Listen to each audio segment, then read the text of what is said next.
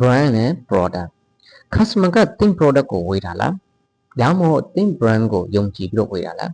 product ကုန်းရုံနဲ့ business လုပ်ငန်းရရှိရက်ထီလို့မရဘူးကိုပြင်ဖက်တွေကကို product တူအောင်လို့ထုတ်လို့ရတယ်ဒါပေမဲ့ကို brand ကိုလူတွေကပြန်ပြီးတော့အတူခုဖို့အရင်ဖြစ်ပါတယ်ဒီပေမဲ့တော့ brand နဲ့ product ကပါလဲ business လုပ်ငန်းရှင်တရားအနေနဲ့အဓိကတိဆောက်တဲ့အချက်၅ချက်ကိုမျိုးပြတောင်းပြပါတယ်နံပါတ်1 product ဆိုတာကလူ customer ကိုပေးတဲ့အရာဖြစ်တယ်ဥပမာကိုကဖုန်းဆိုင်ရောင်းတာလားအဝတ်အစားရောင်းတာလား grocery ရောင်းတာလား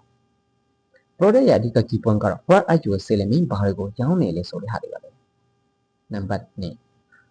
brand ဆိုတာက logo မှာမဟုတ်လို့တော်တော်များများက brand လို့ပြောလို့ရှိရင်အယံကာလာအနေထားကိုတိုင်းမြင်ကြတယ်အဲ့ဒါက brand ရဲ့သတ်မှတ်ချက်ပဲဖြစ်တယ် brand ဆိုတာကလူတွေကကိုယ်ဘယ်လိုကိုယ်ဆိုင်ကိုယ့်ရဲ့ဆန်အမင်းကိုယ့်ရဲ့ပစ္စည်းတွေကိုဘယ်လိုမှတ်မိနေကြဘယ်လိုယုံကြည်ကြလဲဘယ်လိုခံစားကြရလဲအဲ့ဒါကို brand လို့ခေါ်ပါတယ်နံပါတ်3 product က customer ကိုချိန်နဲ့စေတယ်ဒါပေမဲ့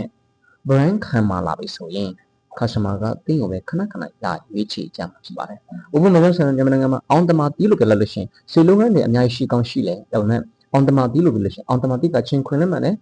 ဆွေလက်ကောင်းတယ်ပြီးတော့ယုံကြည်ရမယ်ဆိုပြီးတော့လူတွေကယုံကြည်မှု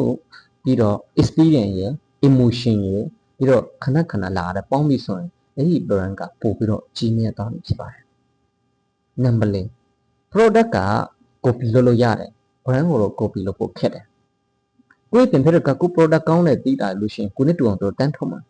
ဒါပေမဲ့ကို brand ကတော့လူတွေကတန်းထုတ်လို့မရဘူးဒါကြောင့် business လုပ်ငန်းရှင်တွေအောင်နေနဲ့ product ကိုလည်းကောင်းအောင်လုပ်လို့ရတယ်လောက်ရမယ် brand ကိုလည်းရရှိတည်ဆောက်တတ်မှာဖြစ်ပါတယ်ငါ product ကရောင်းရတယ် brand ကပြန်လာစေတယ်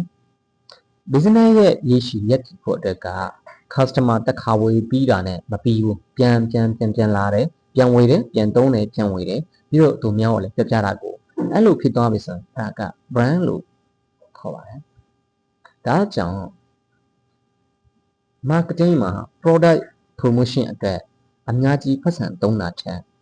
customer ကကျွန်တော်တို့အကြောင်းကျွန်တော်တို့ဆန်ကျွန်တော်တို့ပစ္စည်းအကြောင်းကို brand ကိုရွေးချယ်တင်လားမတင်ဘူးလားဆိုတော့ကိုမေးဖို့လိုတယ်ကိုဆန်ကပစ္စည်းကိုဆန်က product ကိုဆန်ကပစ္စည်းရောင်းရတဲ့ဟာ customer အတွက်ဘယ်လောက်အကျိုးရှိလဲသူကျေနပ်မှုရှိသလားပျော်ရွှင်မှုပေးသလားဆိုတဲ့ဟာကိုပြန်ပြီးတော့မေးဖို့လိုပါတယ်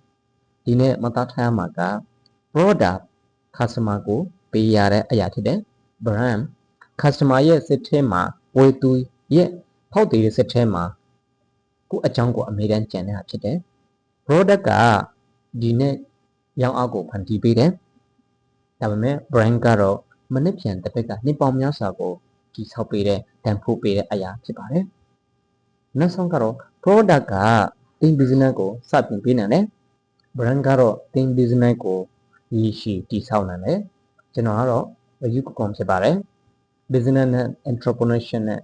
marketing နဲ့ပတ်သက် finance နဲ့ personal goal နဲ့ပတ်သက်ပြီးနေ့စဉ်အခုလိုမျိုးဗီဒီယိုမျှဝေပေးတာဖြစ်ပါတယ်